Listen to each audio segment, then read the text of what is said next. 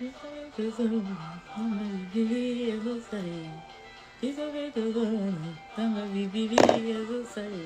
c'est parti.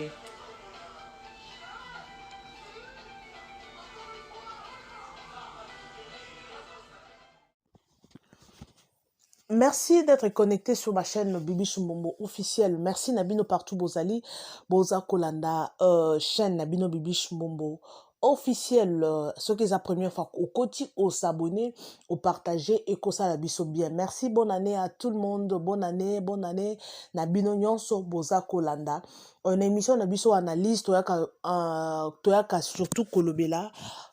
Actualité o ezoleka na kati ya communauté na biso congolaise toyaka to partageaka na bino na yebi ke bato ya mayele bazalaka na chaîne oyo to partageaka together na bino makambo oyo eza kocircule na communauté congolaise na biso. En tout cas, bonne année à tous, bonne année partout bozali, bon début de l'année 2023 na bino nyonso ba abonné na ngai et yona nous a abonné te. En tout cas, kota kaka ou s'abonner ko ne fils que 3 secondes kaka ou s'abonner ou cliquer na cloche wana na ngonga wana vraiment et ko ça la bien pour na ko rater ba news mosusu te na chaîne na biso tozala ba rambo belé ba chaîne en fait ba rubrique ebele ba genre émission ebele vraiment na année oyo. Merci beaucoup.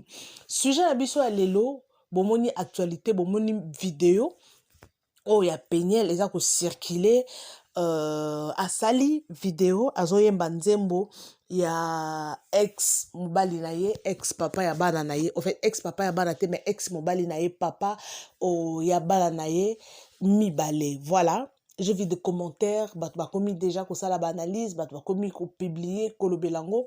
Bon, si je me suis dit te ngana ba abonné bena kweto, hein, bena kweto, cela veut dire bah tu na biso bah toi koto ya chaîne na biso Bibi Chumbombo officiel.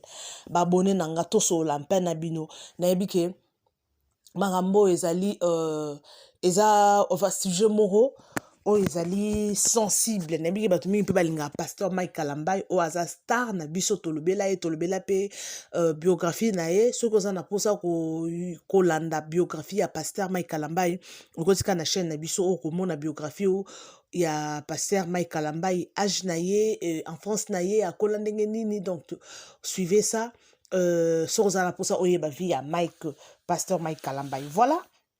Par rapport à audio ya vidéo eza ko circuler Peniel aza koyemba nzembo ya mobali na ye Mike Kalambai. Oh, je ne sais pas batu mamoni yango batu mususu bamoni yango ke eza bien ayemba na ye parce que ye moko na vidéo alobi que non moi je suis free naza free ya koyemba nzembo o nalingi aza papa ba nanga tozaki na ba problème mais ça n'empêche pas que nayemba nzembo na ye. C'est vrai alobi que non aza hypocrite te.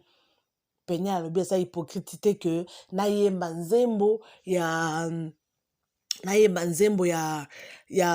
mobali na ngai. C'est vrai ayembi nzembo na ye nani nzembo eza nini nabosata nzembo ya oyo ebimi mikolo lola bisengwa lola donc eza générique moko ezobeta mikolo fort. Félicitations pasteur Mike Kalambai balobi étoile bazipaka étoile te mwinda bazipaka yango te parce que ekopesa lumière ekopesaka lumière. Félicitations na album oyo na nzembo oyo lola esali bien. Peniel aza hypocrite te, c'est vrai. Elle n'est pas hypocrite. A Tchenzembo a yembi na ye. Bon, je ne sais pas. Tu es habité. A sali yango pona actualité. Mikolo bazolo be la Peniel te. Parce qu'il y a une influenceuse. Azana youtubeuse. Azana mutumo que non. Ceux qui kombo na ye mikolo ane zotal et tanga mate. Force à la reloko moko pour ba lobe la ye. A sali yango pona bongo. Est-ce que a sali yango po azalaka na bolingwa Mike Kalambai? Est-ce que azaka na bolingwa papa bana na ye? Asali yango po afanda boya regretaka que non moi je perdis mon mariage. Asali yango po na ni po ba mona ye to asali yango po eza ba sentiment na ye que na yemba parce que aza artiste po na batu nyonso aza artiste parce que biso lelo soki to yeba Peniel comme nga personnellement soki na yeba Peniel eza po na yeba aza mwasi ya Mike Kalambai na tikala ko na YouTube te avant na yeba ki aza mwasi ya Mike Kalambai. natikala kolanda vidéo na ete natikala koyeba ete mais toyeba parce que Mike Kalambai aza star aza muto toyeba kala. Donc c'est ça toyebi te qu'est-ce qui a fait que asa la vidéo wana eza sentiment na ye asali kaka eza pona regret parce que bato mingi bakanisaka que Mike Kalambai après ba humiliation oyo azui ba humiliation hein. Il faut tout le belango, il faut qu'on se le dise. Mike Kalambai a eu des humiliations, il y a les bossos, il y a Peñel, boyebi ce qui s'est passé. Ba vidéo et salama, ba émission et salama, il y a marque na marque. Peñel exposé à mobile na ye malgré ses excuses. Ce qui s'est passé. Et c'est là qui nini et quitte ce qui Mike Kalambai. Et des émotions qui m'envoient ça dit. Quelle humiliation. Après quelques temps, à 8 ans à repos, et puis tu as l'album Ezobima. Lelo Mike Kalambai, le pasteur. Donc, il y a moi, c'est à l'obi, tu évites que non, ce qui aiment au fait, la plus belle chanson de l'année, tu évites, Yemoro, Peñel à l'obi bongo. Je ne sais pas, na évité l'oroni na koloba, omoni étoile bakanga angote.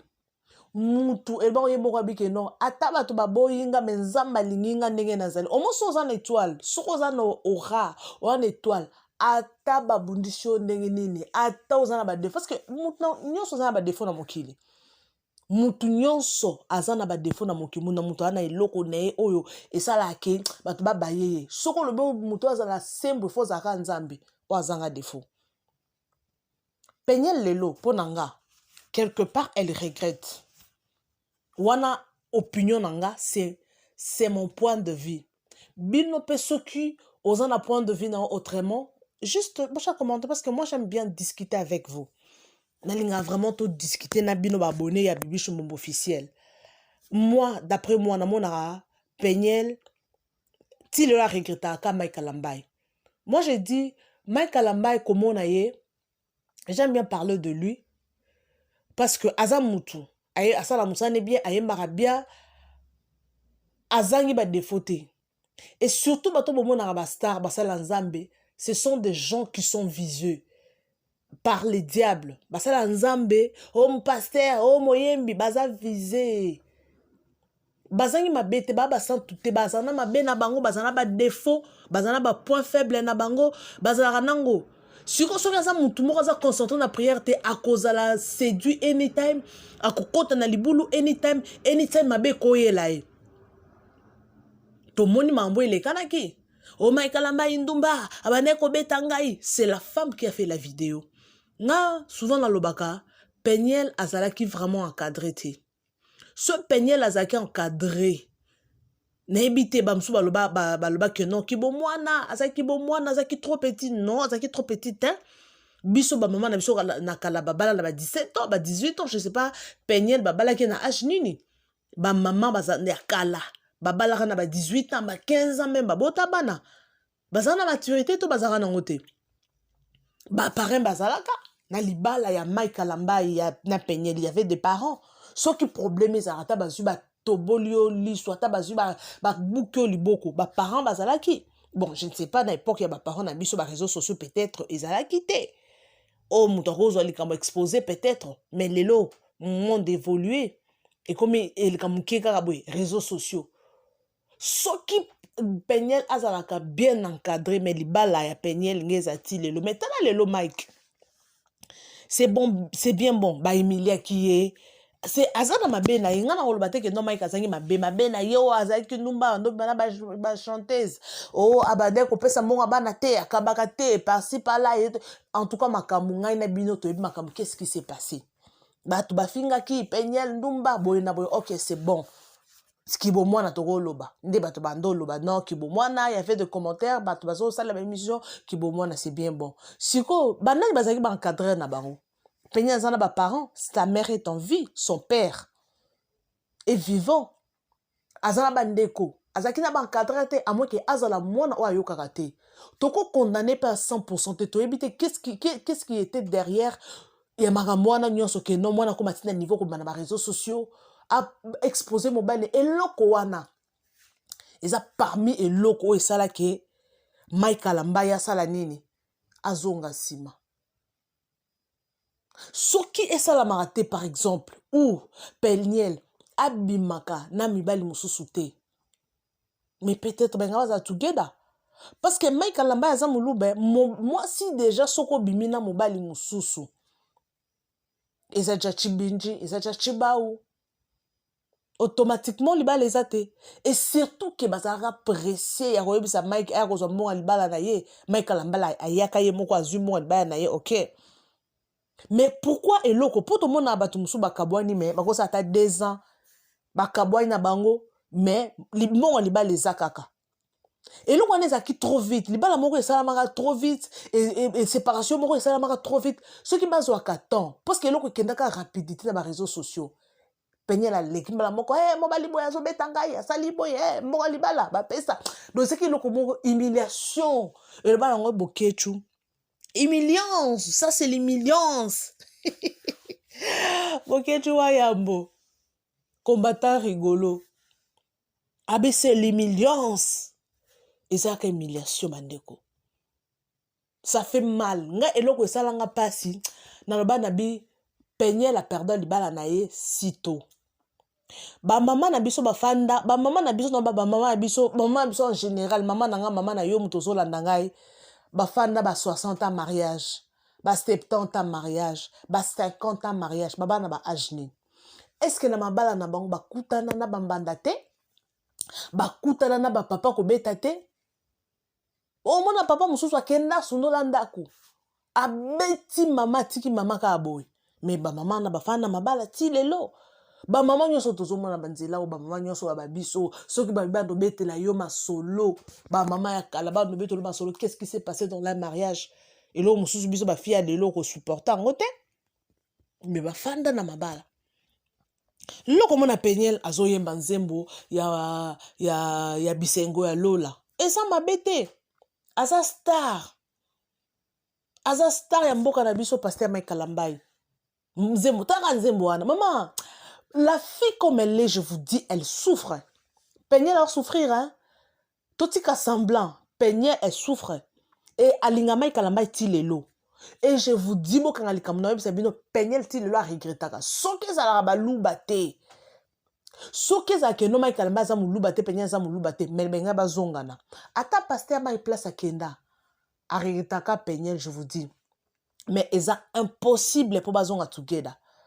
Au moins, soit disons, Peignez la loba que moi, en fait, mon pasteur abala est vierge. Bobi ke moutali bosoa de vierge yo. Bobi ke tika la mémoire, hein, tika la makanisi. Au partout bando tambolo bando kanisi kaka. Je ne sais pas à qui âge abala ki na âge ni a puberté. Je ne sais pas à qui mal encadré. Non, biso bana baluba ba parents na biso ba yeba ko éduquer biso hein. Biso bana baluba o senti que non moi na comité na âge mort avancé 22 ans. Akomba la pe na biso ba tumso ba na 30 ans. Abala vierge 30 35 ans vierge, je connais. Bamsu ba bala bongo. Ba parents baluba ba yeba ko encadrer bana ba yeba ko éduquer bana. Bon, je ne sais pas.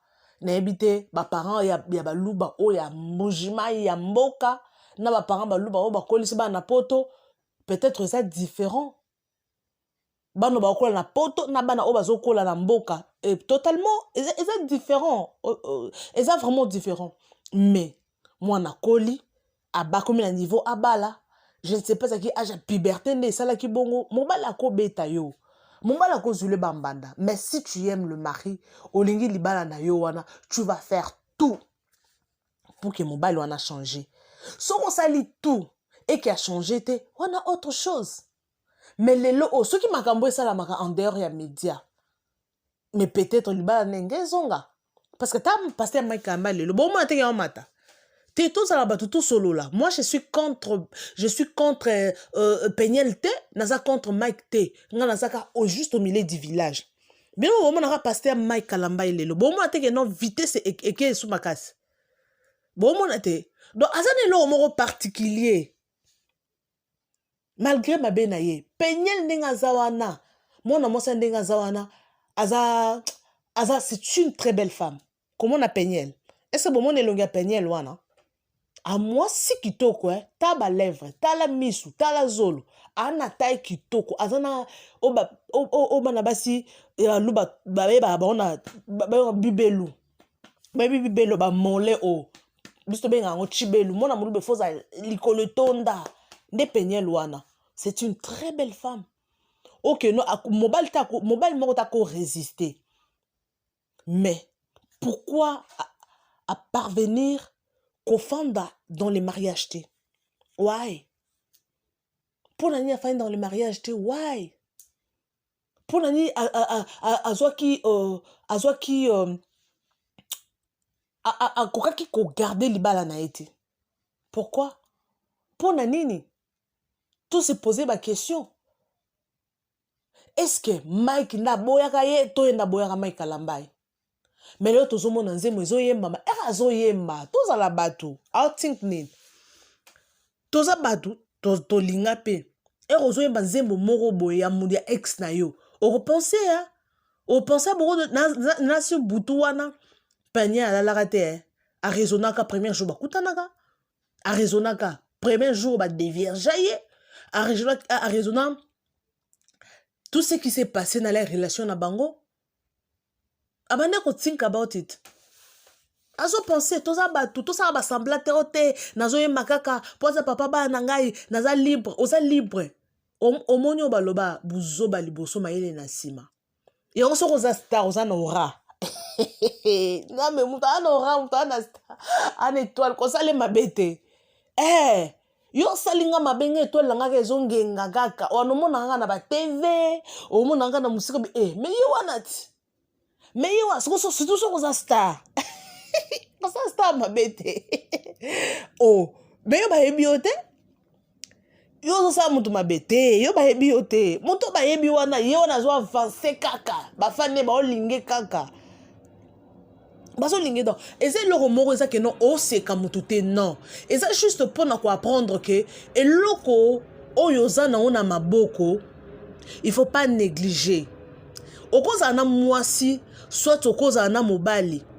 Je suis au milieu du village. Au cause à moi si to cause ana mobali o azana ora ane loko nzambe. Ezaka mobali te ko e cause ape mwasi. Nga lo bara nani na pesa exemple ya ba finish Nigeria net ba tonto dike. A star akutana ba mibali combien de fois baba lai. Tonto dike za star moko nigérienne aza pembe boy. Habité na kutala na mobile mais na regrettera te kuta na mobile wana parce que pesanga mwana relation simbate mais je ne regrette pas mais ye wana azo avancer alors ça la vie na ye wana na ba photo na ba Instagram partout ozo mona ye azo rayonner alors continuer vie na ye mais mobile wana to ebiete waza wapi alors ça la nini à cause appena vie na ye azo ça la vie na ye mais to ebite star azaka star azo ba fan ne ba boyete azakaka azo continuer vie na ye ya ko luka ko sa mutu mabete soko sali mutu mabe po emilie nzamba ko tombole x5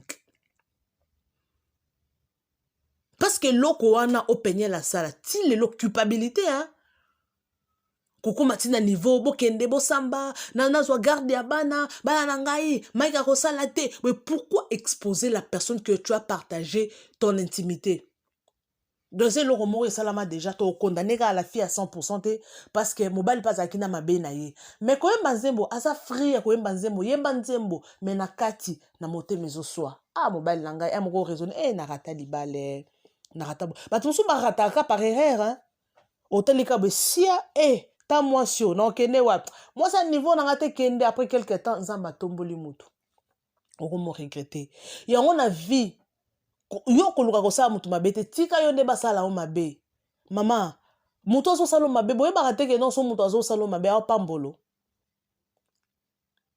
so mutu azo salo mabe bandeko azo pambola yo azo personne de ba chance yo kasi ozo nyoko la mutu non ozo pambola yo kasi loko ozo mutu afande pa na ozo emilie mutu non ozo emilie mutu ozo pese chance avancer ozo mate donc ozo pushier ya ramasser escalier tenge loko bona olingo sala ngote po na comprendre il faut comprendre na ba sens mususu ti non loko na nyoko na emilie o te ça que non na push yo o mate escalier nazo pousser yo o matescale tenga na sala ngote ya on va éviter yo salanga mabe parce que yo no pousser ngana ke liboso donc eloko wana baye ba ngote batu mingi na mokilo ba imiliaka o basalaka mabe na motema mabe et surtout que soki moto wana za innocent bomona vie ya moto wana pia yo mona te que non mobali anyokoli mwasi asali mwasi mabe après quelque temps nzamba fongoli allez mwasi wana asepanouir na vie soit mobali wana wakute na humiliation mobali mwasi moko asali mabe na vie kaka to loba vie en général donc ça juste conseil en tout cas kosala mutu mabe si tu vois que non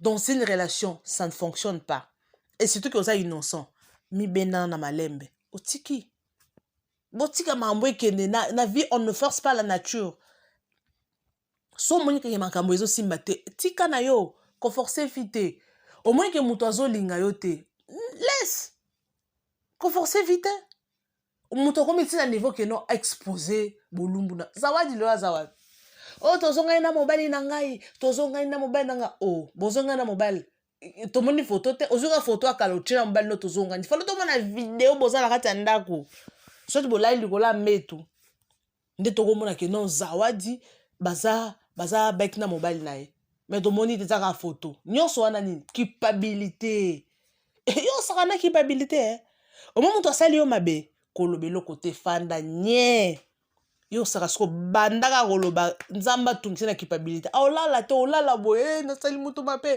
ozongi boye donc culpabilité yo moko okomi bilobaloba silence bino boye baarma silence te soki oyebi arme silence te lelo moi je te dis silence eza arme moko nayebi te so boyebaka te boyebango yo osalinga mabe na oloba eloko te nabenzika nzoto balembe culpabilité lobo oza nyama mais so oza motu na culpabilité etungisa yo ofandika be nabendi nzoto okomelanga susu te mais anobenganga susu te amano yo otalanga yaka susu te poani donc c'est ça yo salanga mabe me ngai nzamba otombolanga quelques jours après donc c'est ça donc nous sommes pratiquement à la fin ezalaki juste kaka mpona tosala un petit commentaire na vidéo oyo la fille asali félicitations le pasteur Mike Kalambai moto azanga mabe te moto aza na mabe na ye aza pe na malamu na ye soki oza na malamu oza na malamu oza na mabe oza pe na mabe na moto azangi défaut aza te biso nyonso toza na badéfaut na biso okozala na défaut akanda okozala na défaut insolence okozala na défaut ya okabaka te okozala na défaut ya badéfaut eza ebele mais soki boza gens dans le couple donc omoni na bacote bapesaka bato so bozala mposa divorcer babetaka bato batoura ça prend du temps mpo bapesaka bato temps ya koyokana ya kose réconcilier mais soki temps wana bapesi bino esimbi te moto asali chemin na ye parce que koévite ke no ekoma na niveau ya violence soit mobali abomi mwasi abomi mobali soki ekomi na baniveau wana awa mabe mais soki ekomi na baniveau wana te bopesanaka bachance tu as un problème dans ton couple et c'est là où tu n'es pas parent, tu n'es pas mari, tu n'es pas pasteur et ça va là où tu es traitant entre bino ce beau traitant entre bino pour que non mambo simbi allez voilà des